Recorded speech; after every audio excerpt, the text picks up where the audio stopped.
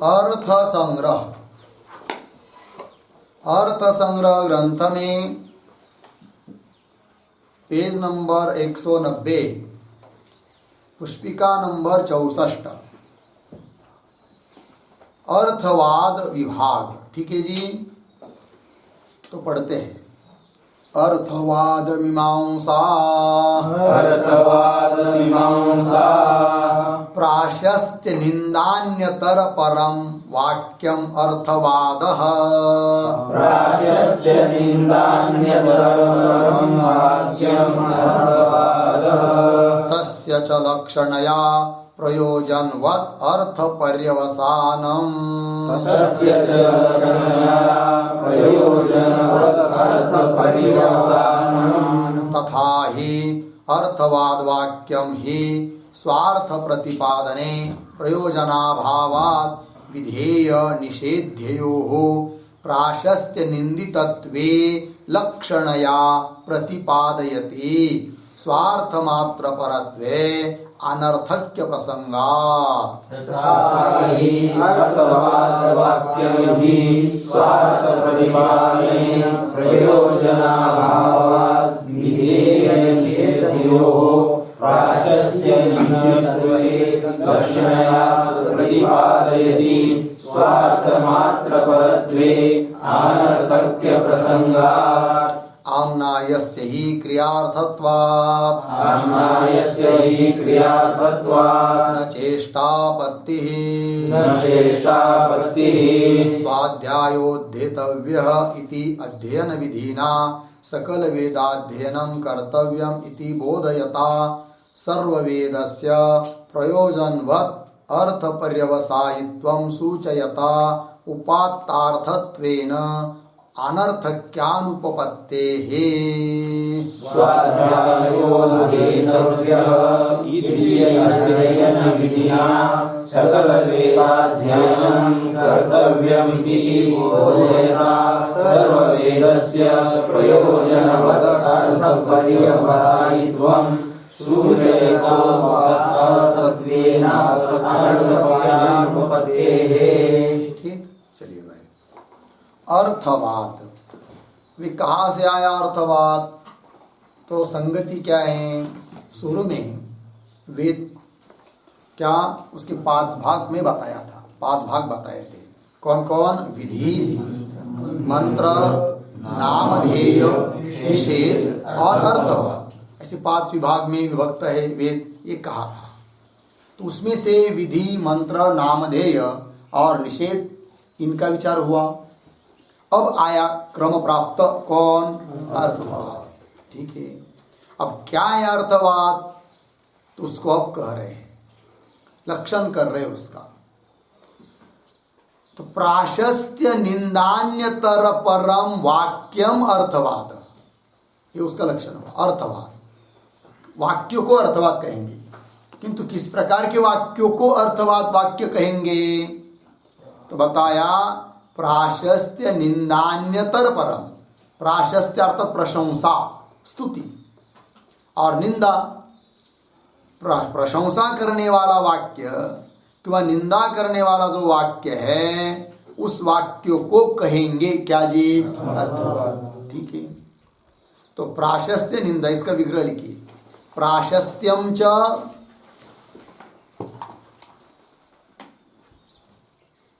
निंदा च, निंदा च प्राशस्त्य निंदे,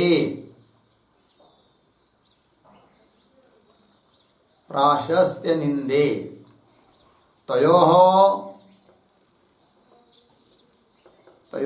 अन्यतर परत्वे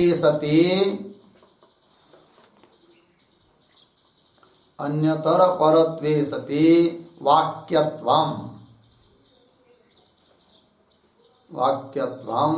अर्थवादत्वम्।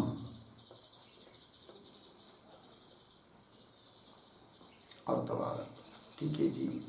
देखिए भाई, प्राशस्त्यम च निंदा च, प्राशस्त्य निंदे द्विवचन, प्राशस्त्य और निंदा, तयो हो अन्यतर परत्वे, उन दोनों में से किसी एक परक वाक्य, अर्थात स्तुति करने वाला वाक्य हो कि वह निंदा करने वाला है। किसकी स्तुति और किसकी निंदा जी? तो विधेय अर्थ की स्तुति की जाती है और निषेधार्थ की निंदा की जाती है, आएगा अभी, ठीक है ना। तो इस प्रकार का जो वाक्य रहता है, निंदा करने वाला कि वह स्तुति करने वाला वाक्य, उस वाक्य को कहते हैं क्या जी? अर्थवाद। मिला? प्राशस्त्य निंदान्यतर परम वाक्यम अर्थवाद। प्राशस्त्य मतलब क्या जी? तो लिखिए, प्राशस्त्यम बराबर विशिष्टोपकारक कार हेतुत्वेन, विशिष्टोपकार हेतुत्वेन, उपकार हेतुत्वेन प्रतीति विषयत्वम्।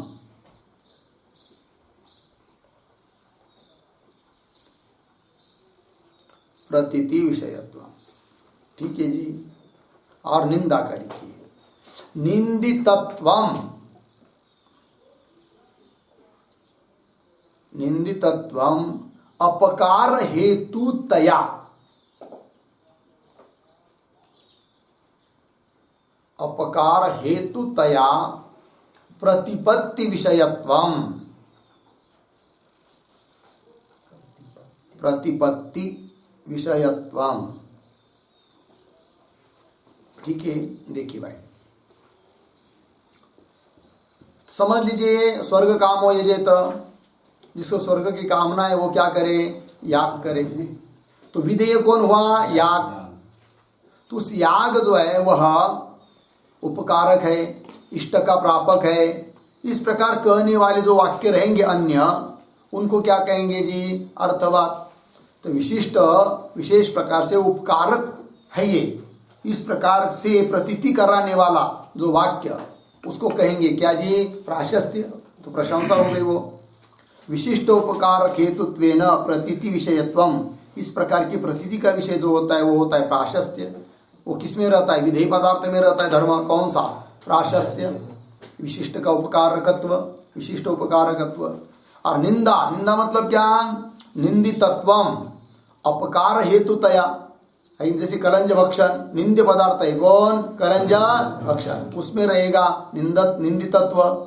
तो उसमें यदि वो कलंज का भक्षण करेंगे तो क्या होगा? अपकार होगा, अनर्थ होगा। इस रूप से प्रतीति का जो विषय है उसी को कहेंगे क्या जी? निंदितत्व किंवा निंदा।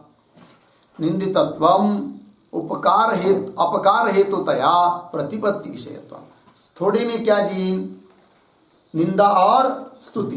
प्रशंसा मतलब स्तुति, स्तुति करने वाला वाक्य, गुण का विधान करने वाला वाक्य, उसको कहेंगे अर्थवाद। और दूसरा है निंदा, है कि नहीं?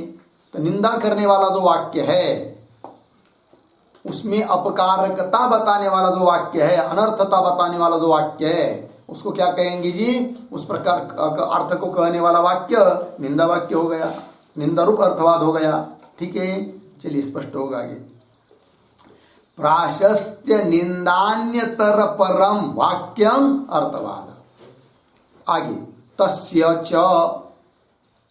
च लक्षणया प्रयोजनवत् अर्थ पर्यवसानम तस्य अर्थवादस्य। तस्य शब्द का अर्थ क्या है? अर्थवादस्य। जैसे विधि में अर्थवत्व बताया, मंत्र में अर्थवत्व बताया, पदार्थों का स्मरण कराना, यही उसमें क्या है? अर्थवत्ता है, मंत्रों में बताया था। अपूर्व अर्थ का है कि नहीं? जो अज्ञात अर्थ है उसका ज्ञान करना, वो विधि वाक्यों का क्या था? अर्थवत्व था। उसी प्रकार यहाँ पर अर्थवाद वाक्यों का अर्थवत्व क्या है, प्रयोजनवत्व क्या है, इनका प्रयोजन क्या है कि नहीं, तो वो बता रहे। तस्य च लक्षणया, लक्षणा करके, प्रयोजनवत अर्थ पर्यवसानम, प्रयोजनवत अर्थ, प्रयोजन वाला अर्थ, प्रयोजनवत अर्थ कौन होता है? धर्म। धर्म मतलब याग, गया था ना पीछे, तो प्रयोजन याग आदि क्या है? अर्थ है, मतलब कैसे वो प्रयोजनवत अर्थ है। तो प्रयोजन वाला अर्थ जो धर्म अर्थात यागादि है कि नहीं, उसमें इनका पर्यवसान है। किनका? अर्थवाद वाक्यों का। इसकी अर्थवत्ता दूसरा अलग से कोई प्रयोजन नहीं है। प्रयोजन वाला जो अर्थ धर्म है, उस धर्म को कहने वाले जो वाक्य है, विधि वाक्य है कि नहीं, उस विधेय अर्थ जो धर्माधिक है कि निषेध्य अर्थ जो अधर्माधिक है कि नहीं, उनमें क्या जी, उनमें ही इनका क्या होता है? पर्यवसान होता है। कैसे? तो बताएंगे अभी, ठीक है ना जी। ये अर्थवाद नहीं रहेगा तो विधेय अर्थ में कोई प्रवृत्त नहीं होता है, और यह अर्थवाद नहीं रहेगा, निंदापरक वाक्य नहीं रहेंगे तो निषेध्य अर्थ से कोई हटता नहीं है। तो निषेध्य अर्थ से हटाने के लिए और विधेय अर्थ में प्रवृत्त कराने के लिए जरूरी है कौन? अर्थवाद। अर्थात अर्थवाद वाक्यों का भी पर्यवसान किसमें हुआ? प्रयोजनवत जो है उसमें ही हुआ, धर्म में ही हुआ, ठीक है ना, वही लिखा है। तस्य च लक्षणया प्रयोजनवत अर्थ पर्यवसानम, ठीक है जी। तो प्रयोजनवत अर्थ ये शब्द आया है, तो लिखते थोड़ा। प्रयोजनम अस्य अस्ति,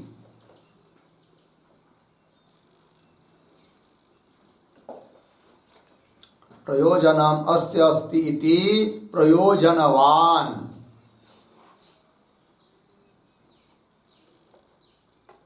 प्रयोजनवान स चासौ अर्थश्च, स चासौ अर्थश्च प्रयोजनवत् अर्थः, स चासौ अर्थश्च प्रयोजनवत् अर्थः। तस्मिन् पर्यवसानम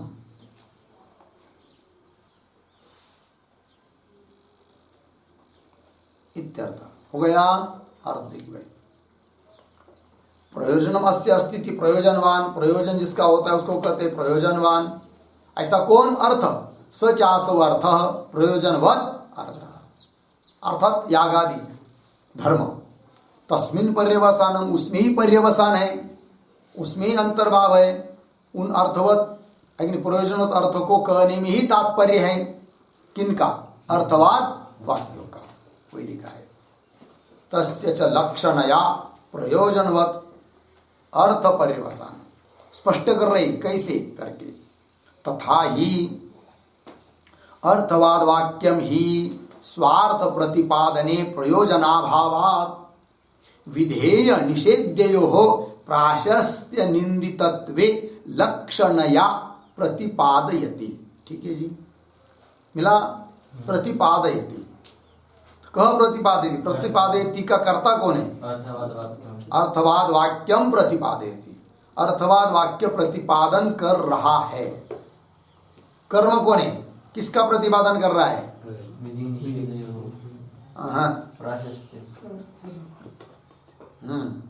क्या? प्राशस्त्य निंदितत्वे, ये कर्म है, ठीक है ना जी, द्विवचन है द्वितीय का, ठीक है ना। तो क्या वाक्य हुआ? अर्थवाद वाक्यम प्राशस्त्य निंदितत्वे प्रतिपादयति, अर्थात प्राशस्त्य और निंदितत्व का प्रतिपादन करता है कौन? अर्थवाद वाक्य। बोलेंगे कैसे? तो लक्षणया, लक्षणा के द्वारा, ठीक है ना। बोले लक्षणा क्यों? इसलिए कि उन अर्थवाद वाक्यों का जो मुख्य अर्थ है, शक्ति वृत्ति के द्वारा जो अर्थ निकल रहा है, उसमें उनका प्रयोजन नहीं है, उसमें उसका तात्पर्य नहीं है। इसलिए उन वाक्यों की लक्षणा करके, लक्षणा के द्वारा बोधित होता है कौन? प्राशस्त्य निंदितत्व। ठीक है, क्या लिखा है देखिए, अर्थवाद वाक्य में स्वार्थ प्रतिपादने प्रयोजनाभाव। स्वार्थ अपना ही अर्थ प्रतिपादन करने में उसका क्या नहीं है, कुछ प्रयोजन नहीं है। और प्रयोजन के बिना तो वेद का वाक्य हो नहीं सकता, निरर्थक एक भी वाक्य नहीं है। तब लक्षणा के द्वारा वो कुछ कह रहा है, कौन? अर्थवाद वाक्य कह रहे हैं। किसको कह रहे हैं फिर? प्राशस्त्य और निंदा को। किसका प्राशस्त्य और किसकी निंदा कर रहे हो? वही लिखा है, बस क्या लिखा है? विधेय निषेध्यो। विधेय अर्थ, निषेध्य अर्थ, विधि वाक्य के द्वारा कथन किया जाने वाला जो अर्थ, उसको कहते क्या? विधेय अर्थ। और निषेध्य मतलब निषेध वाक्यों के द्वारा जिसका निषेध कर रहे हैं उसको कहेंगे क्या? निषेध्य अर्थ। जैसे कलंज भक्षण, ये निषेध्य है, उसकी निंदा। और स्वर्ग वगैरह, स्वर्ग प्रापक यागादिक जो विधेय है उसकी प्रशंसा। ठीक है ना जी, कर रहे हैं कौन? अर्थवाद वाक्य। किंतु अर्थवाद वाक्य क्या कर रहे जी? प्रशंसा और निंदा, उत्कृष्टता अपकृष्टता बता रहे हैं।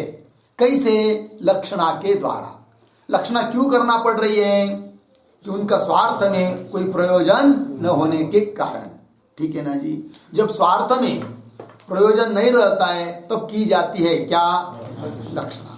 जैसे कह दिया क्या कि जाओ भाई, किसी ने पूछा आडस का रास्ता कौन सा है, तो बता दिया, जाओ वो खंबा दिखाई दे रहा है ना, खंबे के ऊपर से ये है क्या? आडस का रास्ता है। फिर वो आदमी चला जाता है खंबे को देखते हुए, खंबे तक गया। फिर उसके बाद कहा जाएगा खंबे के ऊपर चढ़ेगा, पुनः उतरेगा, पुनः चलेगा आगे, ऐसा है क्या? नहीं। किंतु वाक्य का अर्थ क्या निकल रहा है? खंबे के ऊपर से। किंतु उस वाक्य का जो तात्पर्य अर्थ, शक्यार्थ है, उसमें उस वाक्य का तात्पर्य है क्या? नहीं है। फिर क्या अर्थ? लक्षणा से लेना पड़ता है, खंबे के बगल से क्या है जी? रास्ता है कि नहीं? सब जगह ऐसा ही है। जैसे कह दिया जा कच्छ, हाँ ताटावर बसा, मराठी में क्या जा बसा ताटावर, है कि नहीं? अब लोग गए और जैसे आसन के ऊपर बैठते वैसे थाली के ऊपर बैठ गए, ऐसा होता है क्या? जाओ थाली पर बैठ जाओ भाई, थाली पर बैठ जाओ मतलब थाली के बगल में बैठ जाओ, यह अर्थ है। जा गच्छ विषम भुंक्ष्व, विष खा। तो विष खाने में तात्पर्य है क्या? नहीं, अर्थात भोजन मत कर, भोजन के लिए वहां मत जा, है कि नहीं? जहाँ शक्यार्थ में तात्पर्य नहीं होता है वहां क्या होती है? उसी प्रकार अर्थवाद वाक्य जो होते हैं उनमें भी अपना जो शक्यार्थ है उसमें तात्पर्य नहीं है, इसीलिए लक्षणा से निकल रहा है अर्थ, निंदा और स्तुति। लगाना, विधेय अर्थ की स्तुति, निषेध्य अर्थ की निंदा। पंक्ति देखिए, तस्य च लक्षणया प्रयोजनोत्तर्थ पर्यवसानम तथा ही अर्थवाद वाक्यम ही स्वार्थ प्रतिपादने, मिला, स्वार्थ प्रतिपादने प्रयोजनाभावात, प्रयोजन न होने के कारण विधेय निषेध्यो, विधेय अर्थ निषेध्य अर्थ उनका प्राशस्त्य निंदितत्व, उनका प्राशस्त्य और निंदितत्व लक्षणया प्रतिपादयति। कौन? अर्थवाद वाक्य। इतना हुआ। देखिए भाई, तो क्या लिखा है? तथा ही अर्थवाद वाक्य में स्वार्थ प्रतिपादने, स्वार्थ प्रतिपादने क्या है लिखते उस पर, स्वार्थ प्रतिपादने बराबर शक्यार्थ प्रतिपादने,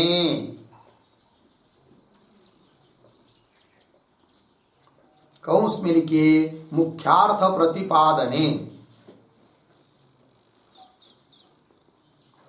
मुख्यार्थ प्रतिपादने, जो शक्यार्थ होता है वही मुख्यार्थ होता है।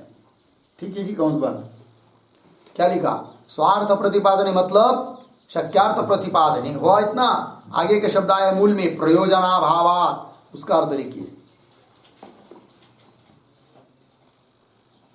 बराबर प्रयोजन का अभाव है, प्रयोजनाभावात बराबर प्रवृत्ति निवृत्ति रूप,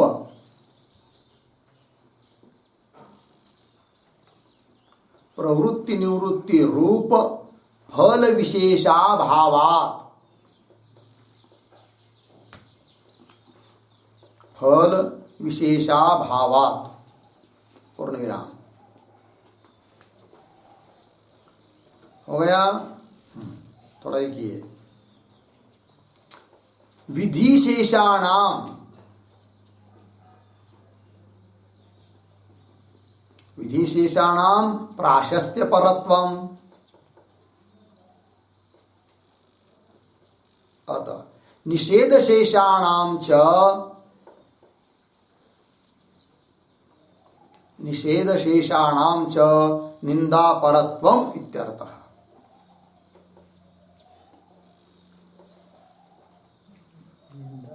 निंदा परत्वम इत्यर्थः। देखिए भाई, स्वार्थ प्रतिपादन में, शक्यार्थ प्रतिपादन में, मुख्यार्थ प्रतिपादन में प्रयोजन नहीं है उन वाक्यों का। प्रयोजन नहीं मतलब क्या? देखिए, वेद वाक्य कोई भी हो, सभी वाक्यों का तात्पर्य किसमें है जी? क्रियार्थ में ही है। लिखा है ना, बताया है ना, आम्नायस्य क्रियार्थत्व, क्रिया यागादि क्रिया, उनको कहने में ही सभी वेद वाक्यों का तात्पर्य है।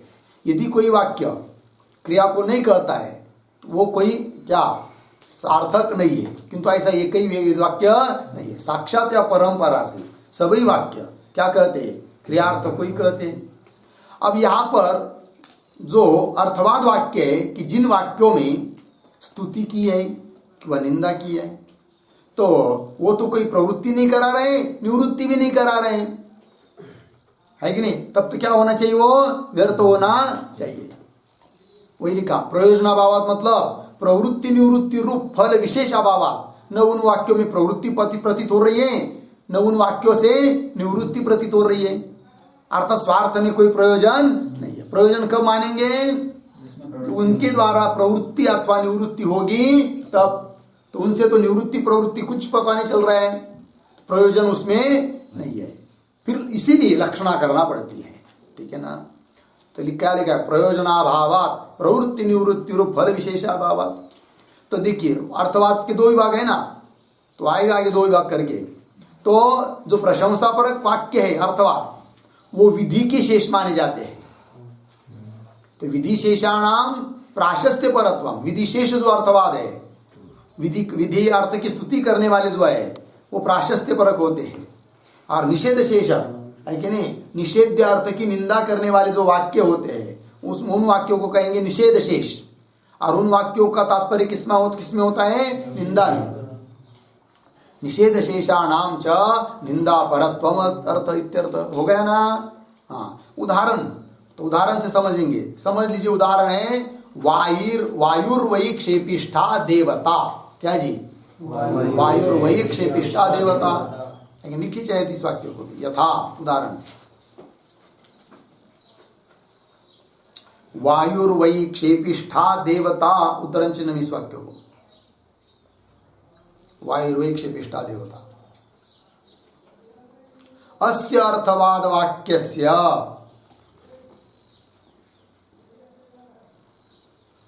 अस्य अर्थवाद वाक्यस्य वायु शीघ्रगामी देवता अस्ति।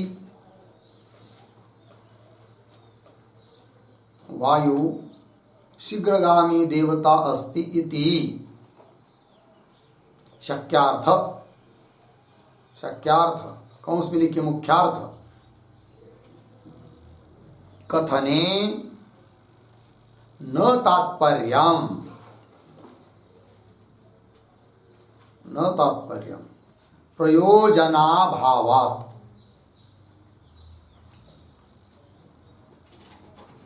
प्रयोजनाभावात्। ठीक है जी। देखिए, उदाहरण दिया, जैसे अर्थवाद वाक्य है वायुर्वयी क्षेपिष्ठा देवता, है कि नहीं? ये अर्थवाद वाक्य है। अस्य अर्थवाद वाक्यस्य क्या अर्थ है? वायु शीघ्रगामी देवता अस्ति।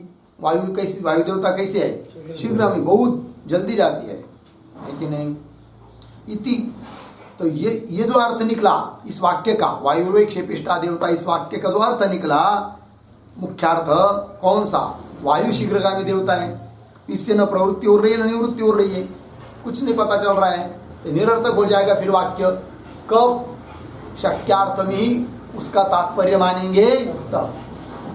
इसलिए वो व्यर्थ न हो जाए, इसलिए लक्षणा करके विधेय अर्थ और निषेध अर्थ के स्तुति परक और निंदा परक है ये वाक्य। कौन से? अर्थवाद। तो वायु शीघ्रगामी देवतास्ति इति शक्यार्थ कथने मुख्यार्थ कथने न तात्पर्यम, कोई तात्पर्य क्यों? प्रयोजन अभाव, प्रवृत्ति निवृत्ति प्रयोजन उससे हो नहीं रहा है। ठीक है ना जी। चलिए मूल में अर्थवाद वाक्य में स्वार्थ प्रतिपादने प्रयोजनाभावात् विधेय निषेध्यो प्राशस्त्य निंदितत्वे, है कि नहीं? तो प्रशंसा कर दी थी, दिया, निंदा कर दिया, तो उससे क्या होगा? फिर प्रवृत्ति हो जाती है। एक वाक्य लिखिए इस पर, प्राशस्त्य वर्णनेन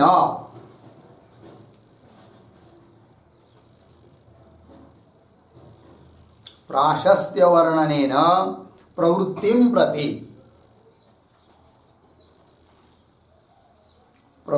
प्रति तथा निंदया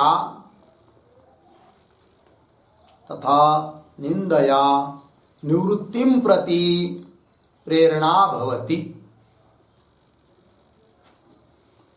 निवृत्तिं प्रति प्रेरणा भवति इति भावः।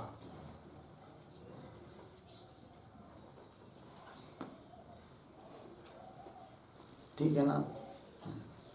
प्राशस्त्य वर्णन ने प्रशंसा कर दी, उत्कृष्टता कह दी, तो उससे प्रवृत्ति होती है, और निंदा कर दी तो उससे क्या होती है जी? निवृत्ति होती है। निवृत्ति में प्रति प्रेरणा भवती। हो गया।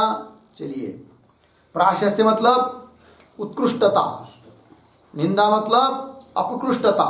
ठीक है, देखिए पुनः पढ़ता हूं। तथा ही अर्थवाद वाक्य में स्वार्थ प्रतिपादने प्रयोजनाभावात् विधेय निषेध्यो प्राशस्त्य निंदितत्वे लक्षणया प्रतिपादयति। समझ में आया अर्थ? आगे चलिए। स्वार्थ मात्र परत्वे अनर्थक के प्रसंग, देखिए वही बात आ गई। समझ लीजिए अर्थवाद वाक्यों का स्वार्थ में ही, स्वार्थ पर कई वो वाक्य है। स्वार्थ कहने में, स्वार्थ मतलब मुख्यार्थ शक्यार्थ, उसका उसको कहने में ही उसका तात्पर्य है, ऐसा मानेंगे। जैसे उदाहरण दिया ना, वायुर्वै क्षेपिष्टा देवता, वायु शीघ्रगामी देवता, इस अर्थ को कहने में इस वाक्य का तात्पर्य है, ऐसा मानेंगे तो क्या होगा? अनर्थक हो जाएगा ये वाक्य। ठीक है ना। क्यों? नियम बता रहे आगे, पंक्ति देखिए। स्वार्थ मात्र परत्वे अनर्थक के प्रसंग। क्यों? आम्नायस्य क्रियार्थत्वात्। आम्नाय मतलब वेद, सभी वेद के वाक्य कैसे? क्रियार्थक है। और वायु शीघ्रगामी देवता है, इस वाक्य के द्वारा प्रवृत्ति या निवृत्ति या कोई क्रिया पता चल रही है क्या? नहीं, तो निरर्थक हो जाएगा ये वाक्य। इसीलिए स्वार्थ मात्र में, स्वार्थ मात्र परत्व उसमें नहीं है, अर्थात अपना शक्यार्थ मुख्यार्थ कहने में उनका तात्पर्य, इसीलिए करना पड़ती है क्या? लक्षणा। तो लक्षणा करने से क्या अर्थ निकल आता है? फिर विधेय अर्थ की प्रशंसा, निषिद्धार्थ की निंदा। परक वाक्य है। कौन से? अर्थवाद वाक्य। अम्नायस्य ही क्रियार्थत्वात्, एक वाक्य लिखेंगे इस पर। कथम अनर्थक्यम इति इत्यत्र आह, कथम अनर्थक्यम इत्यत्र आह आम्नायस्य इति पूर्ण विराम। प्रवर्तकत्वेन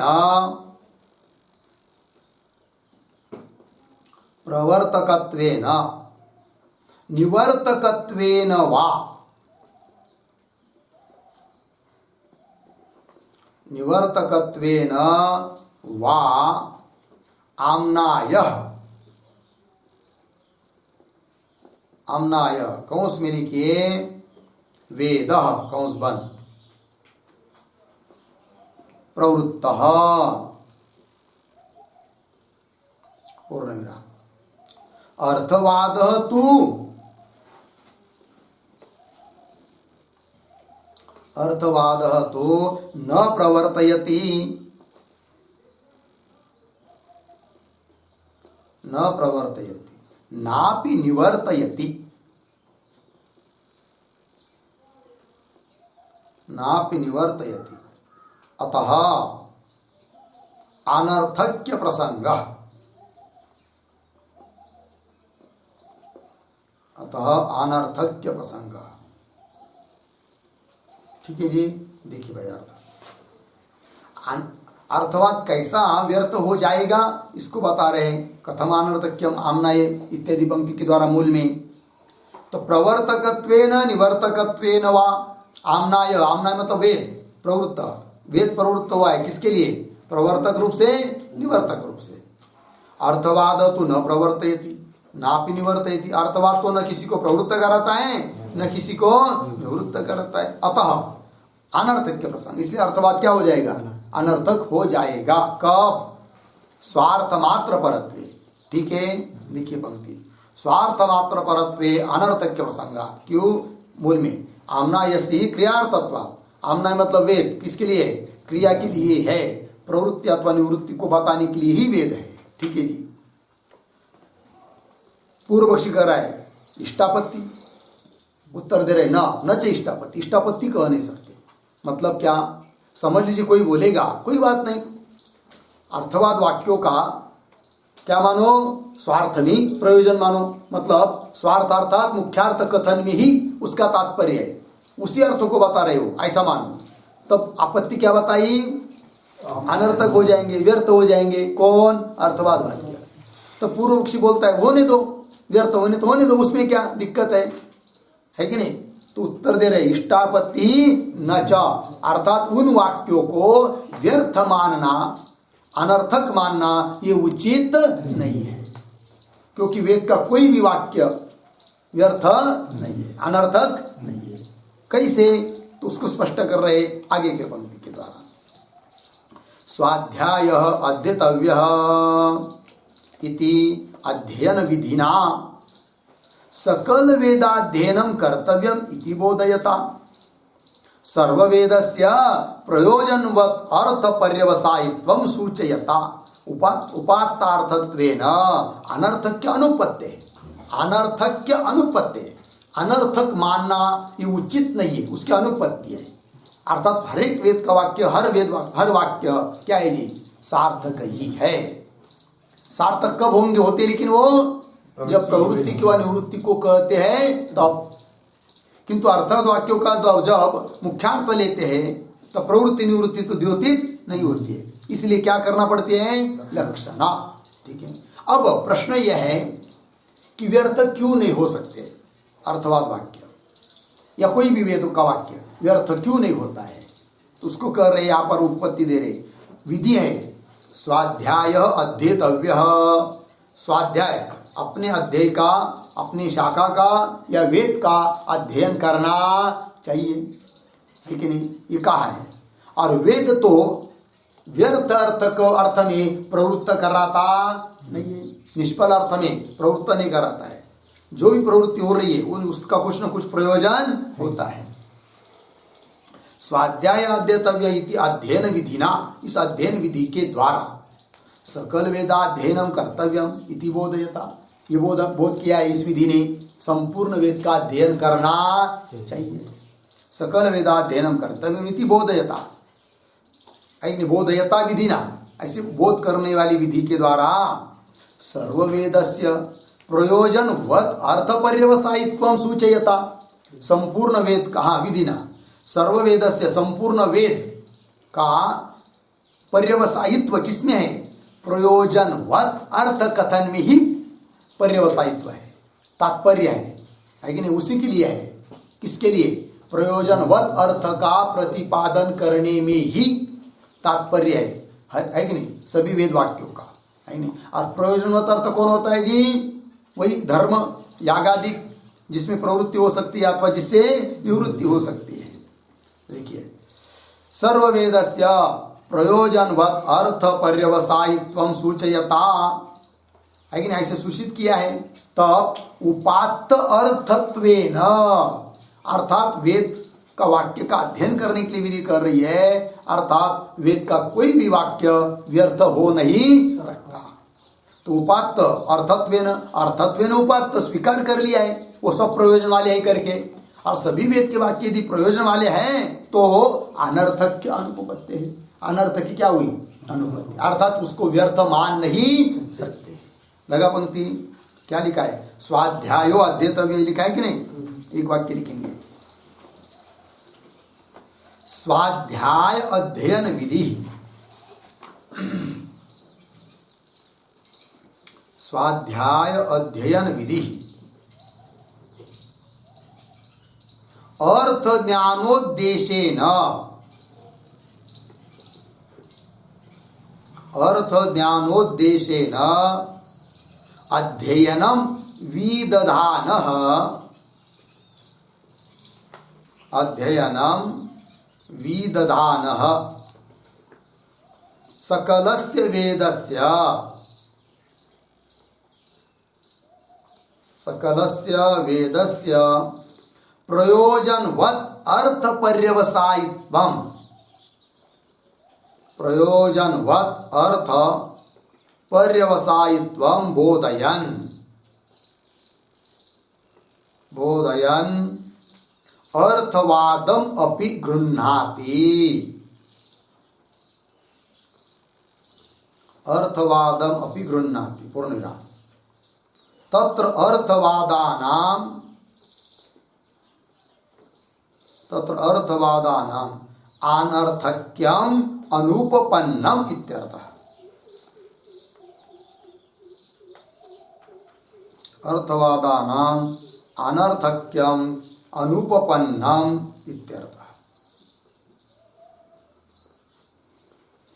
ठीक है जी, देखिए भाई,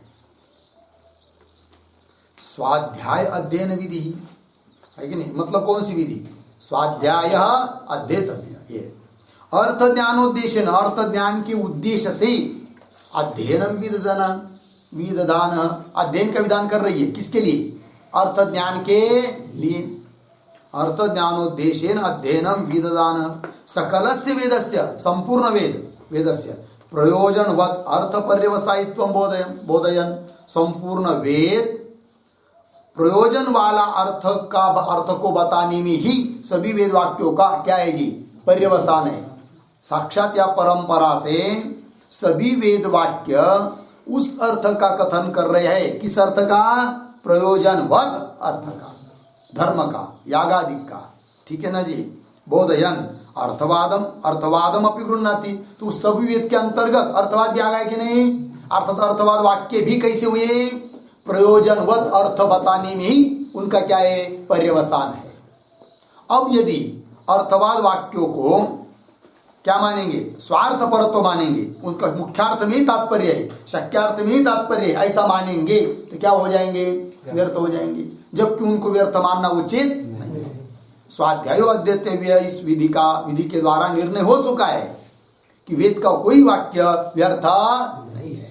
इसीलिए अर्थवाद वाक्यों का स्वार्थ में, स्वशक्यार्थ में, मुख्यार्थ में तात्पर्य नहीं है, फिर किसमें तात्पर्य है जी, विधेय और निषेध्य अर्थ की क्या, प्रशंसा और निंदा करने में तात्पर्य है। तो बोलेंगे फिर निंदा और स्तुति करेंगे तो उससे क्या निकलेगा, उससे थोड़ी प्रवृत्ति निवृत्ति का बोध होने वाला है, क्योंकि हर एक वेद वाक्य के द्वारा क्या होना चाहिए, प्रवृत्ति का केवल निवृत्ति का बोध होना चाहिए, तभी तो वो सार्थक है ना। अब ये वाक्य, अर्थवाद वाक्य स्तुति कर रहा है, निंदा कर रहा है, विधेय अर्थ की, निषेध अर्थ की, तो उससे प्रवृत्ति निवृत्ति का बोध कैसा होगा, तो बताएंगे अगले पैराग्राफ में, ठीक है ना जी। चलिए, तो बोधयन अर्थवादम अपि गृह्णाति, तत्र अर्थवादानाम अनर्थक्यम अनुपन्न, इसी अर्थवाद वाक्यों को अनर्थक मानना, व्यर्थ मानना, ये क्या है, अनुपन्न है, उचित नहीं है। मिला लगी पंक्ति। चलिए मूल में, स्वाध्याय अध्येतव्य इति अध्ययन विधिना सकल वेदाध्ययनम कर्तव्यमिति बोधयता सर्ववेदस्य प्रयोजनवत् अर्थ पर्यवसायित्वं सूचयता उपात्तार्थत्वेन अनर्थक्य अनुपपत्तेः, व्यर्थ मान नहीं सकते। तो चलिए भाई आगे आगे बढ़ते हैं, पेज नंबर 192, पुष्पिका नंबर 65। सद्विधः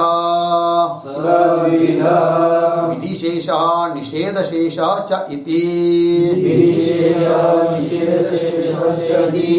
तत्र वायव्यम श्वेतम आलभेत भूतिकामः इत्यादि विधिशेषस्य वायुर्वैक्षेपिष्टा देवता इत्यादि विधियार्थ प्राशस्त्य बोधकतया अर्थवत्वम् तत्र वायव्यं श्वेतमालभेत भूतिकामः इत्यादि विशेषस्य वायुर्वैक्षेपिष्टा देवता इत्यादि विधेयार्थ प्राशस्य बोधकतया अर्थवत्वम् बर्हिषि रजतं न देयम् इत्यादि निषेधशेषस्य सह अरोदित यत् अरोदित तत् रुद्रस्य रुद्रत्वम् इत्यादेः निषेध्यस्य निन्दितत्वबोधकतया अर्थवत्वम्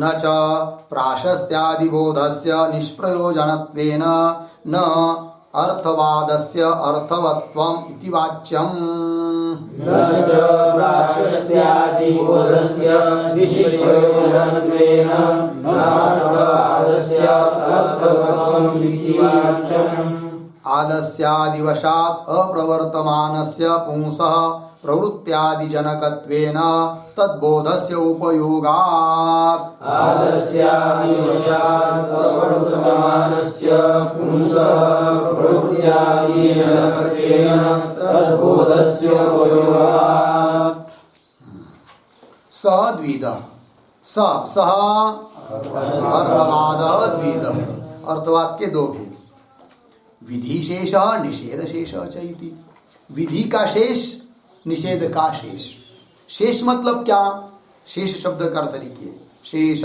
बराबर अवशिष्ट बराबर अंशः ठीक अवशिष्ट बराबर अंशः बराबर पूरकः बराबर उपकारकः बराबर सहायकः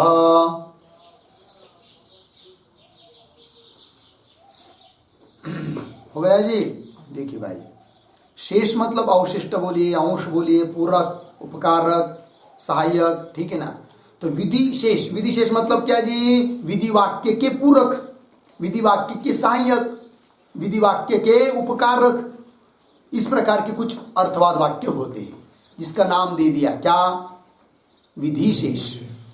और कुछ अर्थवाद वाक्य ऐसे होते हैं निषेध शेष।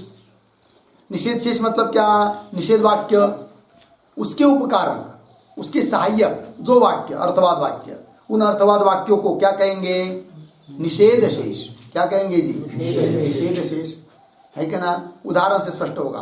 तत्र उदाहरण दे रहे वायव्यम श्वेतम आलभेत भूतिकाम ये विधि वाक्य है कि नहीं। इस वाक्य के द्वारा कहा जा रहा है कि भूतिका मतलब जिसको ऐश्वर्य की कामना है वह व्यक्ति वायु देवता श्वेत पशु वाला याग करे है कि नहीं। विधान हुआ याग का विधि वाक्य हुआ। इसका उपकारक इसका सहायक एक वाक्य आता है अर्थवाद वाक्य उसको कहेंगे विधिशेष। उदाहरण दे रहे भूतिकाम इत्यादि का इत्यादि विधिशेषस्य मिला ये विधि वाक्य हुआ। उसका शेषभूत वाक्य कौन वायुर्वयी क्षेपिष्टा देवता ये शेष वाक्य है ये अर्थवाद वाक्य है। ये किसका शेष है विधि का शेष है। किसका शेष है विधि का। कौन विधि यहाँ पर वायव्यम श्वेतम आलभेत भूतिकाम ये विधि है मेरा जी।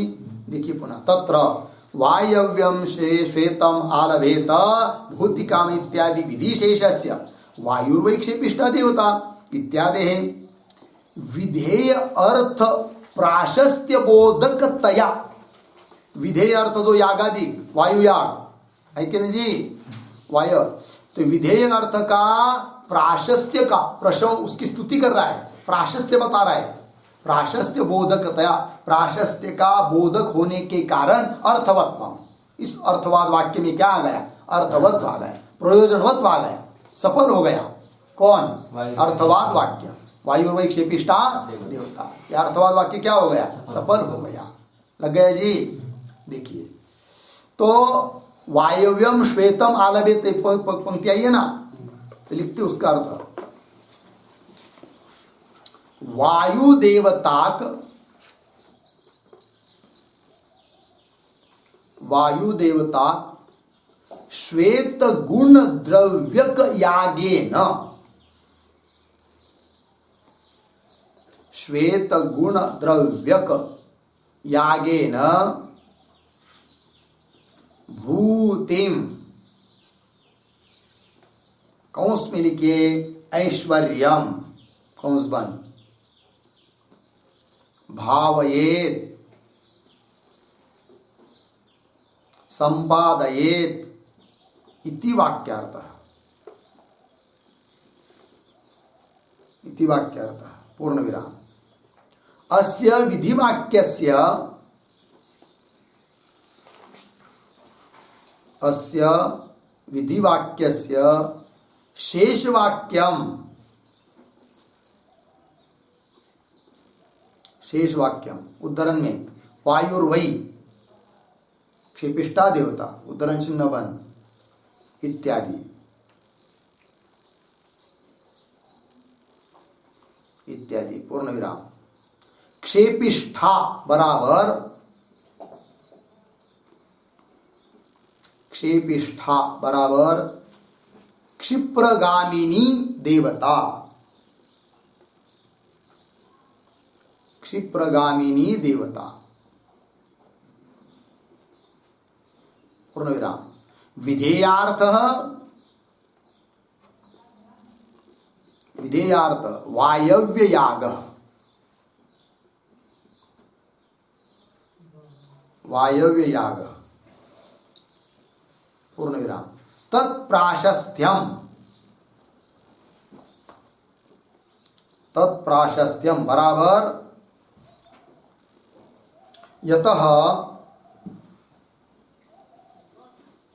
यतः क्षिप्रगमनशील, क्षिप्रगमनशील वायुदेवताकम कर्म, वायुदेवताकम कर्म, अतः क्षिप्रम एव फलम दास्यति, क्षिप्रम एव फलम दास्यति इति प्रशस्तम इदम इति बोधयन्,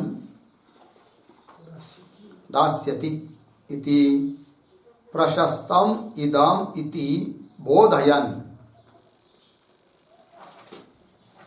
अयम अर्थवादः,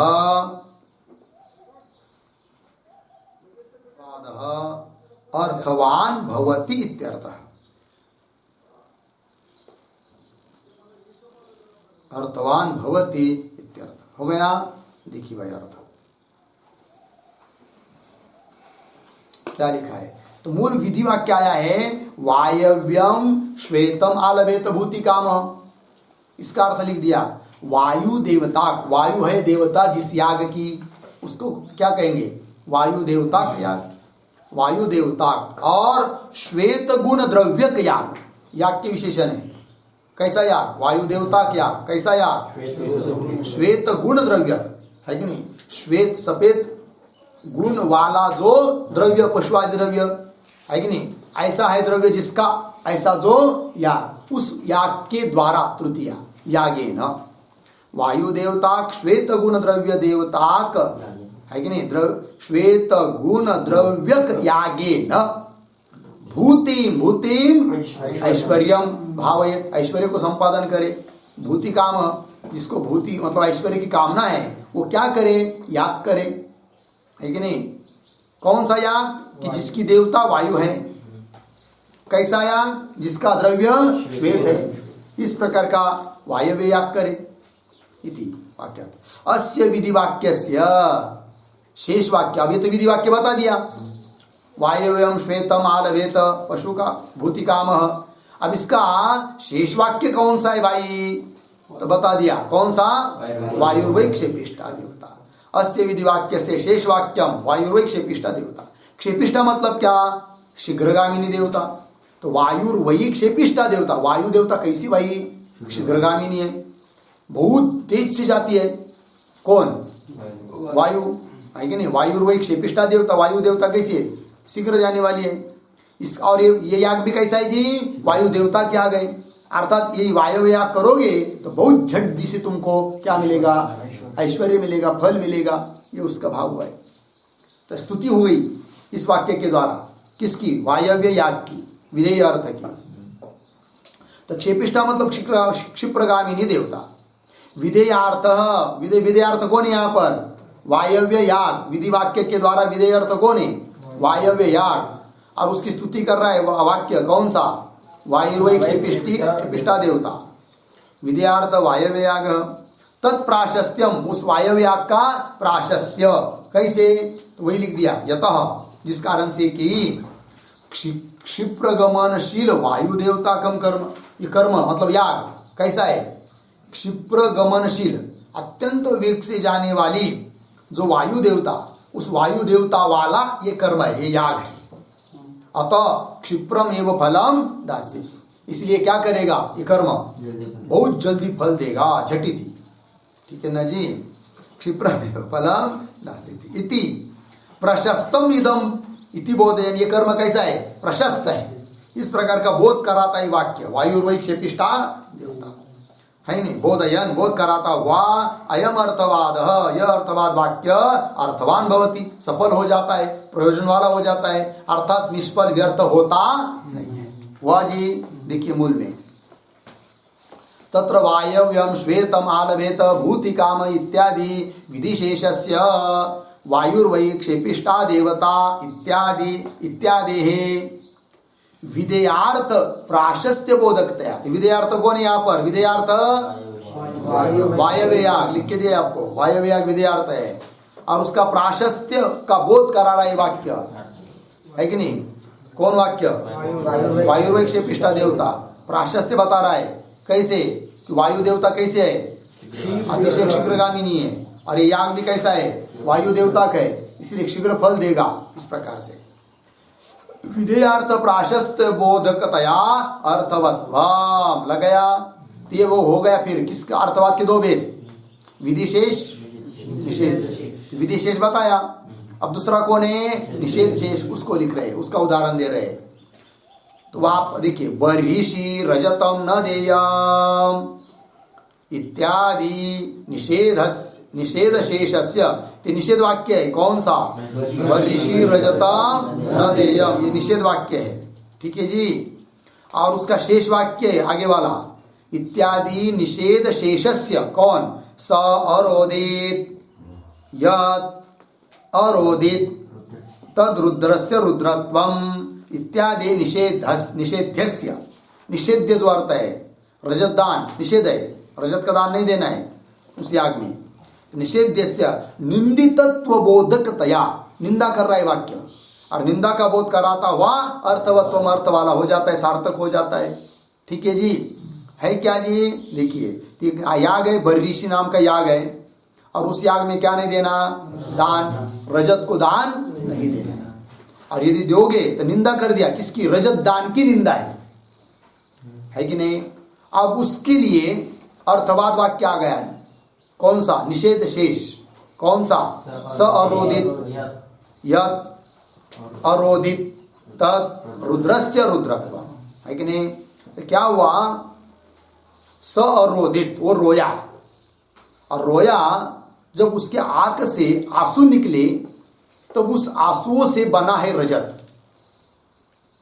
तो रजत कैसा बना है जी, आंसुओं से, रोना पड़ा उसके लिए, तो आंसू से बना है। और तुम यदि इस बर्हिषि याग में रजत दान दोगे तो तुमको भी वैसा ही रोना पड़ेगा। तो निषेध अर्थ जो है उसकी क्या कर दिया, निंदा कर दिया। तब देगा का कोई रजत ऐसा सुनने के बाद, नहीं देगा। तो सफल हुआ कि नहीं, फिर अर्थवाद वाक्य, निषेध रूप अर्थवाद वाक्य, निषेध शेष वाक्य, है कि नहीं। निवृत्ति हो गई ना, निवृत्ति होने में सहायक हो गया वाक्य, तो सफल हो गया। ठीक है ना जी, वही लिखा है, बर्हिषि रजतम न देयम इत्यादि निषेध शेषस्य स अरोदित है कि नहीं, इत्यादि निषेध्य से निंदितत्व बोधकतया, निंदितत्व का निंदा का बोध कराने वाला होने से सफल हो गया निषेध वाक्य। ठीक है, लिखते इस वाक्य के ऊपर बर्हिषि, इसके ऊपर बर्हिः बराबर याग विशेषः, बर्हिः बराबर याग विशेष पूर्ण विराम। तत्र रजतम न, तत्र रजतम न दक्षिणात्वेन देयम, दक्षिणात्वेन देयम इति निषेध वाक्यार्थः, निषेध वाक्यार्थ पूर्ण विराम। तत्शेषः उत्तरंचन में सरोदित इत्यादि इति, सरोदित वाक्य गया ना मूल में, वो तत्शेष, वो शेष है, तत्शेष बराबर सरोदित इति पूर्ण विराम। सह बराबर अग्नि, सह बराबर अग्नि, अरोदित देवैहि ताड्यमानः, देवैहि ताड्यमानः पूर्ण विराम। यस्मात् अरोदित, यस्मात् अरोदित तस्मात् रुद्रस्य, रुद्रस्य बराबर रजतस्य रजतत्वम, रजतस्य रजतत्वम पूर्ण विराम। रोदन जन्यत्वात्, रोदन जन्यत्वात् रजतस्य निंदितत्वं बोधयन्, रजतस्य निंदितत्वं बोधयन् अयं निंदार्थवादः, अयं निंदार्थवादः प्रयोजनवान भवति,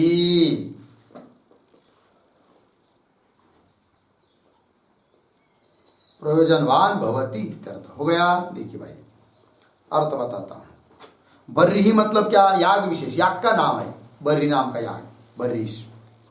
तत्र रजतम न दक्षिणात्वेन देयम, तत्र दक्षिणात्वेन रजतम न देयम, उस याग में दक्षिणा रूप से रजत चांदी नहीं देनी चाहिए, निषेध है। इति न देयम इति निषेध वाक्यार्थ, निषेध वाक्य का अर्थ हुआ, उसका शेष वाक्य है, पूरक वाक्य है, सहायक वाक्य है, अर्थवाद वाक्य। कौन सा, सरोदित। हाँ, तत्शेष सरोदित इति, तो सरोदित इस श्रुति वाक्य में स पद आया ना, स मतलब कौन, सह अग्नि, और रोदित रोया, क्यों, देवैहि ताड्यमान, देवता लोगों ने उसको मारा तो वो रो दिया। फिर बोलेंगे देवताओं ने क्यों मारा, है कि नहीं, तो उस पर एक कथा आती है तैत्तिरीय संहिता में। क्या कथा है वो, तो एक बार क्या हुआ, असुर लोग बहुत उन्माद कर रहे थे, बहुत तकलीफ दे रहे थे, कष्ट दे रहे थे लोगों को, देवता लोगों को भी। फिर देवता लोगों ने विचार किया मिलकर कि चलो युद्ध करते और उनको मार देते साले को, किनको, असुर लोगों को, ठीक है ना। फिर देवता लोग जाने लग गए युद्ध करने के लिए असुरों के साथ। किंतु देवता लोग कैसे होते हैं, उनके अंग पर बहुत आभूषण होते हैं, अलंकार, है कि नहीं, सोने की इधर उधर मुकुट, ये सब जगह सोना ही सोना दिखाई देता है, दिखता है कि नहीं, फोटो में देखिए ना, भगवान की फोटो में, देवता लोगों की फोटो में अलंकार बहुत होते हैं। फिर देवता लोगों ने विचार किया युद्ध करते समय कहीं टूट जाएगा, खो बैठेंगे, इतने अच्छा अच्छा अलंकार है, तो इसको निकाल के रखते हैं। फिर उन लोगों ने क्या किया, वो सब अपने अलंकार निकाले सुवर्ण, और संभालने के लिए किसी के पास देना चाहिए, नहीं तो कोई ले जाएगा, तो अग्नि के पास दे दिया। किसके पास, अग्नि के पास। कोई भगवान शंकर के पास दिया, ऐसा कहते, कथा आती अलग अलग, तो यहाँ पर हम लेंगे अग्नि के पास दे दिया, ठीक है ना। फिर तो देवता लोग चले गए युद्ध करने के लिए। उस अग्नि ने सोचा असुर इतने बलाढ्य है और बहुत संख्या वाले, देवता लोग कम है, ये क्या लड़ पाएंगे, ये तो हार जाएंगे, मारे जाएंगे। जब मारे जाएंगे देवता लोग तो मांगने के लिए कौन आएगा पुनः, अलंकारों को, कोई नहीं आएगा। तब काय को संभालते बैठेंगे, झंझट, वो आएगा चोर वीर मारेगा हमको, फिर बांट देते हैं। फिर अग्नि ने क्या कर दिया, वो सब अलंकार सोना बांट दिया। उधर युद्ध हो गया, किसका, असुरों का और देवताओं का। हुआ क्या, असुर हर गए, मारे गए, और देवता लोग जीत गए, है कि नहीं। जब वापस आए देवता लोग युद्ध करके, जय प्राप्त करके, तो अग्नि के पास गए, भाई हमारे अलंकार दे दो। अब इसको बड़ी दिक्कत हुई, इसको इन्हें सोचा था अलग, हो गया अलग, है कि नहीं। तभी तता तो ममा करने लगा, फिर भागने लगा। तब देवता लोगों ने उसको पकड़ा, अरे पीटना शुरू कर दिया, हमारे अलंकार देता नहीं, पीटना शुरू कर दिया। बहुत पीटा उस अग्नि को, तो वो रो दिया, है कि नहीं। तो रो दिया तो उसके आंख में आंसू निकली, तब उसका रजत बना, चांदी बनी। ये कथा आती है, ठीक है ना। तो रजत चांदी किससे बनी हुई है, आंसुओं से। रोना रो दुख हुआ, इसका मतलब। और तुम यदि बरिश आग में रजत को दान दोगे, तुमको भी उसी प्रकार रोना पड़ेगा। तो निंदा हुई कि नहीं, तो ये बात हुई है। देखिए पंक्ति, टिप्पणी में जा रहे थे हम लोग, देखिए। स अग्नि अरोधित देव ही ताड्यमान, समझ में आया अभी। देवों के द्वारा उस देवताओं लोगों ने उसकी पिटाई कर दी, तो रो दिया कौन, अग्नि। यस्मात् अरोधित, जिस कारण से वो रोया, तस्मात् रुद्रस्य रजतस्य रुद्रत्वम, है कि नहीं। रुद्र का रुद्रत्व क्या है, रुद्रस्य नाम रजतस्य रजतत्व क्या है, रुद्रत्व क्या है, रुद्रस्य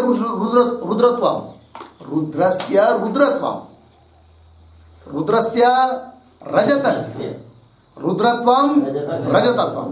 रजत का रजतत्व क्या है जी, रुद्रस्य रुद्रत्वम, रोया वही है कि नहीं। चलिए, रुद्रस्य रजतस्य रजतत्वम, रोदन जन्यत्वात्, रोने से उत्पन्न हुआ है वो, जन्यत्वात् रजतस्य निंदितत्वम, तो रजत की निंदा हो गई। इति बोधयन, इस प्रकार का बोध कराता हुआ ये वाक्य, अयम निंदार्थवाद प्रयोजनवान भवति। तो निंदार्थवाद कौन, सरोदित इत्यादि, तो अर्थ वाला हो गया, है कि नहीं। अर्थात बरिश आग में कोई अब रजत देगा, दान देगा नहीं, तो निवृत्ति हो गई ना, तो पूरक हो गया वाक्य, तो अर्थवाद वाक्य। पंक्ति देखिए मूल में, बर्हिषि रजतम न देयम इत्यादि निषेधस्य स अरोदित यद अरोदित तद रुद्रस्य रुद्रत्वम इत्यादि निषेधस्य, है कि नहीं। निषेध्यस्य, निषेध्य कौन यहाँ पर, रजत दान, ये निषेध्य है। उसका निंदितत्व बोधकता, उसकी निंदा कर दिया इस वाक्य ने। बोधकतया अर्थवत्वम प्रयोजनवत्वम, प्रयोजन वाला हो गया ये कौन, अर्थवाद वाक्य। ठीक, आगे हो गया ना इतना। आगे की पंक्ति, न च प्राशस्त्यादि बोधस्य निष्प्रयोजनत्वेन न अर्थवादस्य अर्थवत्वम इति वाच्यम न वचवाच्यम। शंका है, पूर्व पक्ष ने शंका लिया इस पर, न कान्वय वाच्यम के साथ। क्या कहता है शंकाकार, प्राशस्त्यादि बोधस्य निष्प्रयोजनत्वेन, प्राशस्त्य निंदा कर दिया क्यों, स्तुति कर दिया, प्राशस्त्य निंदा, प्राशस्त्य कर दिया क्यों, निंदा कर दिया, तो उसका कोई फल है क्या, कोई फल नहीं। वायु शीघ्रगामी देवता है, क्या निकला इससे, पूर्व पक्षी बोल रहा है, समझ में आया ना। देखिए, प्राशस्त्यादि, आदि शब्द से निंदा, तो प्राशस्त्यादि बोध से निष्प्रयोजनत्वेन, कोई उसका प्रयोजन न होने से, न अर्थवादस्य अर्थवत्वम, अर्थवादस्य अर्थवत्वम न, अर्थवाद वाक्यों में कोई अर्थवत्व नहीं है, प्रयोजनत्व नहीं है, अर्थात वो निष्फल है, ऐसा कह रहा है कौन, पूर्व पक्षी।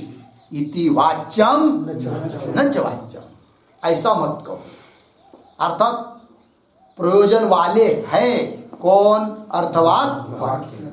कैसे, उसको दे रहे आगे के वाक्य में, आलस्यादिवशात् अप्रवर्तमानस्य पुंसः प्रवृत्त्यादि जनकत्वेन तद्बोधस्य उपयोगात्। मिला जी।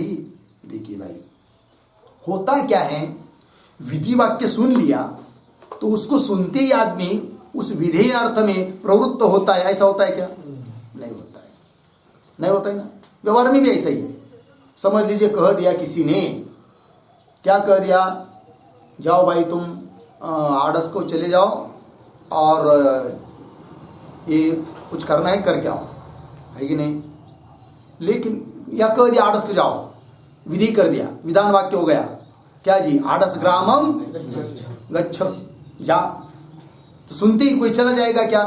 नहीं। तो बताना पड़ेगा, जाओ ना जल्दी, क्यों नहीं जा रहे हो, निकल ही नहीं रहे हो, तो भी नहीं निकल रहा है। अरे भाई वहां पर कोई धनी आदमी आया है, वो कंबल बांट रहा है, स्वेटर दे रहा है, ऊपर से 1,000 रुपये दक्षिणा दे रहा है, इसलिए हम कर रहे जाओ करके, जाओ ना जल्दी। अच्छा, फिर इतना दौड़ेगा, इतना दौड़ के जाएगा कि जाए भाई मैं जाने के पहले समाप्त न हो जाए। अब देखिए पहला विधि वाक्य था कि नहीं, विधि वाक्य था कि नहीं, क्या जाओ करके जा रहा था क्या? नहीं। कब जा गया? फिर आलस था उसको, है जाने दो, क्या जाएंगे कर रहे। किंतु जब बताया, प्रशंसा की कि ऐसा ऐसा मिलने वाला है, तब जाएगा, प्रवृत्त हो जाता है। समझ में आया कि नहीं? हाँ। तो फिर अर्थ वाला हुआ कि नहीं, प्रयोजन वाला हुआ कि नहीं? कौन? प्रशंसा परक अर्थवाद वाक्य, ठीक है ना। उसी प्रकार समझ लीजिए कह दिया किसी ने, है कि नहीं। अब आनंद की बारी आ रही है, कार्तिक बारी, जाने के लिए तैयार हो गया, है कि नहीं। किसने कह दिया जाओ, मैं तेरे को क्या देता हूँ, भाड़े के लिए पैसे देता हूँ, टिकट के लिए, निकल पड़ा, निकल रहा है जाने के लिए। किंतु किसी ने कह दिया अरे भाई मत जाओ, निषेध कर दिया, तो रुक रहा है क्या? नहीं रुक रहा है, मान ही नहीं रहा है। 10 बार कर दिया मत जाओ मत जाओ मत जाओ, मान नहीं रहा है। जब उसको कह दिया अरे भाई वहां पर कोरोना के पीछे 1,000 है, जाओगे तो तुमको भी होगा और मर जाओगे। अच्छा नहीं भाई नहीं जाएंगे, छोड़ दिया। तो पर निषेध वाक्य था कि नहीं, किंतु मन निवृत्ति हो रही थी क्या? नहीं। जब क्या है, अर्थवाद वाक्य है, निंदा करने वाला, तब तो जाना कैंसल कर दिया, निवृत्ति हो गई, है कि नहीं। उसी प्रकार यहाँ पर भी है। आलस्य के कारण केवल विधि वाक्य सुनकर, आलस्य होने के कारण प्रवृत्त नहीं होता है आदमी। जब अर्थवाद वाक्य सुना तो प्रवृत्त होता है। अर्थात प्रवृत्ति कराने में, केवल निवृत्ति कराने में सहायक है कि नहीं? कौन? अर्थवाद। यही उसकी प्रयोजनता है, सफलता है। मिला? देखिए भाई, आलस्यादि, वही लिखा है, लिख रहे आगे, मिला ना वाक्य। पूर्व पक्ष के वाक्य लग गए क्या? पुनः पढ़ता हूं, न को बाद में। प्राशस्त्यादि बोधस्य निष्प्रयोजनत्वेन, प्राशस्त्यादि का बोध निष्प्रयोजन है होने के कारण, न अर्थवाद, अर्थवादस्य अर्थवत्वम, अर्थवादस्य अर्थवत्वम न, ये कौन का? पूर्व पक्ष। इति चेत, इति वाच्यम न च वाच्यम, ऐसा मत कहो। क्यों? आगे आलस्यादि वशात् अप्रवर्तमानस्य, ये है ना, आलस्यादि वशात् अप्रवर्तमानस्य पुंसः प्रवृत्त्यादि जनकत्वेन तत् बोधस्य उपयोगात्। आलस्यादि वशात्, आलस्य होने के कारण, अप्रवर्तमान पुरुष है, प्रवृत्त नहीं हो रहा है, तो अप्रवर्तमानस्य पुंसः प्रवृत्त्यादि जनकत्वेन, जब ये विधि वाक्य सुना तो प्रवृत्ति होती कि नहीं? तो प्रवृत्त्यादि जनकत्वेन तद बोधस्य, तत् प्रशंसा, बोधस्य उपयोगात्, प्रशंसा का बोध उपयोगी है, तद बोधस्य उपयोगात्, है ना। चलिए, तो आलस्य इत्यादि के ऊपर एक वाक्य लिखिए।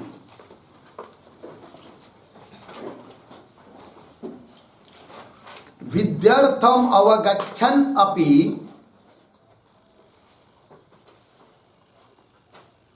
विद्यार्थम विधि अर्थम, विद्यार्थम अवगच्छन् अपि कर्मणः क्लेश साध्यत्वेन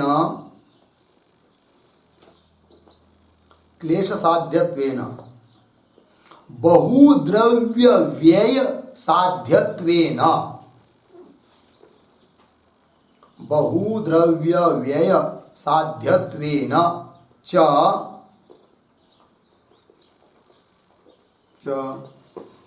अनुष्ठान आलस्येन, अनुष्ठानालस्येन न प्रवर्तेत, न प्रवर्तेत, अर्धविराम, तस्य प्रवृत्तौ तस्य प्रवृत्तौ प्राशस्त्य ज्ञान जनन द्वारा, प्राशस्त्य ज्ञान जनन द्वारा अर्थवादानाम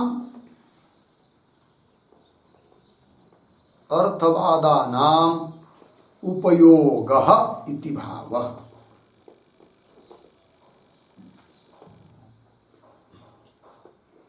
उपयोग इति भावः मिला।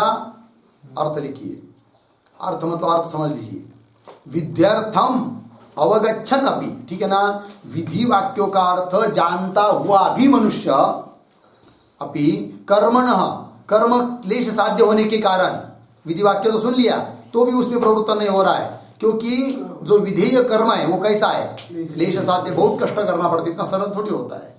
क्लेश साध्यत्वेन और बहुद्रव्य व्यय साध्यत्वेन, बहुत खर्च करना पड़ता है, धन है कि नहीं। और अनुष्ठान करने में क्या होता है, आलस, अनुष्ठान आलस्य न प्रवर्तेत, प्रवृत्त नहीं होता है, ठीक है ना। तस्य प्रवृत्तौ, तस्य पुरुषस्य प्रवृत्त, उस पुरुष की उसमें प्रवृत्ति होने के लिए, प्रवृत्तौ प्राशस्त्य ज्ञान जनन द्वारा, है कि नहीं, प्राशस्त्य स्तुति, प्राशस्त्य ज्ञान उत्पन्न कराकर उसके माध्यम से अर्थवादा नाम उपयोग, अर्थवाद वाक्यों का क्या है, उपयोग है। क्योंकि अर्थवाद वाक्य क्या करते हैं, प्राशस्त्य का ज्ञान करा देते किंवा निंदा का ज्ञान करा देते, तब आदमी की क्या होती है, प्रवृत्ति किंवा निवृत्ति होती है। ठीक है जी, पंक्ति देखिए मूल में, आलस्यादि वशात अप्रवर्तमानस्य पुंसः प्रवृत्त्यादि जनकत्वेन, प्रवृत्ति उत्पन्न कराने वाले वो अर्थवाद वाक्य है कि नहीं, प्रवृत्त्यादि जनकत्वेन तद्बोधस्य उपयोगात्, उसका बोध, प्रशंसा का बोध किंवा निंदा का ज्ञान क्या होता है, प्रवृत्ति निवृत्ति में उपयोगी होता है। तो शब्द आया यहाँ पर अंतिम में तद्बोधस्य, लिखिए उसका अर्थ, तद्बोधस्य बराबर अर्थवाद जन्य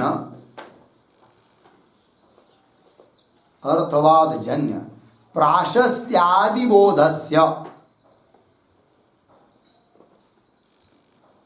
अर्थवाद जन्य प्राशस्त्यादि बोधस्य पूर्ण विराम उपयोगात, प्रतीक है, उपयोगात बराबर विधेय कर्मानुष्ठानादौ,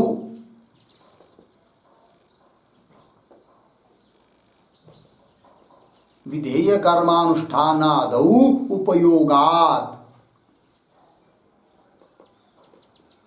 बराबर अर्थवादस्य अर्थवत्वम उपपद्यते इत्यर्थः, अर्थवादस्य अर्थवत्वम उपपद्यते इत्यर्थः। अर्थ देखिए भाई, तद्बोधस्य उपयोगात मूल में आया है, तद्बोधस्य का अर्थ है अर्थवाद जन्य, जो प्राशस्त्यादि बोधस्य, अर्थवाद से, अर्थवाद को सुनकर उत्पन्न होने वाला जो प्राशस्त्य का बोध, बोधस्य उपयोग, उसका उपयोग है, क्या उपयोग है उसका, विधेय कर्म अनुष्ठान आदो, विधेय कर्म के अनुष्ठान करने में उसका उपयोग है, उपयोगी मतलब है कि नहीं, उसमें आदमी प्रवृत्त हो जाता है, यही अर्थवाद से अर्थवत्वम, इसी में अर्थवाद वाक्यों की क्या है, अर्थवत्ता है, ये उत्पन्न हो जाता है। ठीक है जी, चलिए तो आगे का विचार कल करते हैं, हो गया ना पूरा। ओम पूर्णमदः पूर्णमिदं पूर्णात् पूर्णमुदच्यते पूर्णस्य पूर्णमादाय पूर्णमेवावशिष्यते। ओम शांति शांति शांति।